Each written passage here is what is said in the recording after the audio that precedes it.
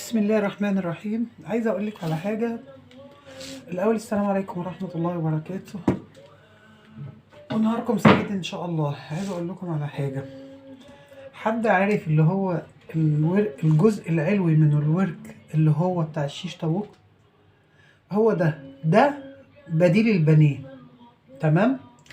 انا كده فتحتها، دي نصها فتحتها بالسكينه كده، بقت كده. ممكن تدقيها بحاجة ناعمة، بقعر كوباية، ببطرمان، بإيد هون، تحط عليها كيس بلاستيك تحتيها وفوقها وتدقيها بالراحة، تفرديها، هتديكي قد حتة البانيه كذا مرة.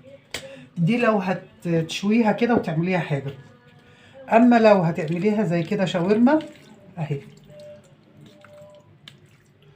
عملتها وأتبلها وقطعتها حتت رفيعة كده.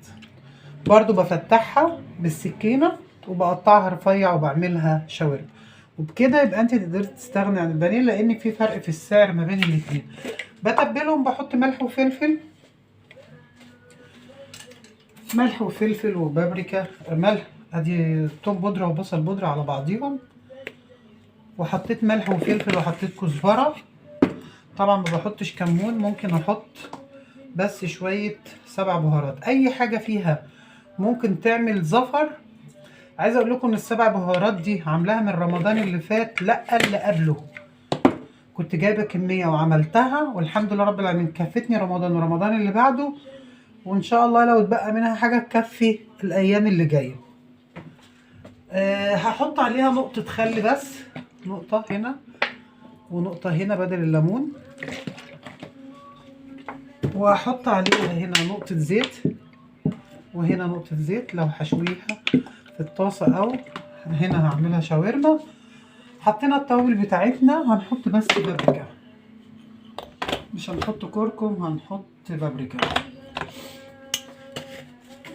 هحط شويه بابريكا هنا وشويه بابريكا هنا. بابريكا اللي هي الفلفل الاحمر القرناطي، اللي هو فلفل الالوان، هو ده تقريبا، فمش وحش وصحي يعني. هنقلب، هشيل دول في التلاجة لوقت ما انا عايزاهم، لو مش عايزاهم هحطهم في الفريزر، ولو عايزاهم هحطهم على الرف في التلاجة. حتى تبلت التانيين، نسينا الملح على فكرة،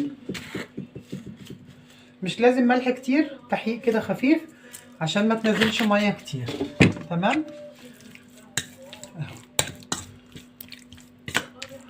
وهشيل دول في علبه، وشيلت دول في علبه. ده نص كيلو، ده وده نص كيلو، نفرين ياكل نفرين يعني. فانت لو عايزه اكبر من كده، النص كيلو اعمليه حاجه واحده يعني. تجيبي كيلو، انا معرفش سعره كام دلوقتي، ده انا كنت جايباه من الشهر اللي فات فمش فاكره. وبالهنا والشفا، ويا رب تعجبكم الفكره، وان شاء الله ربنا يرخص قوت الناس جميعا يا رب.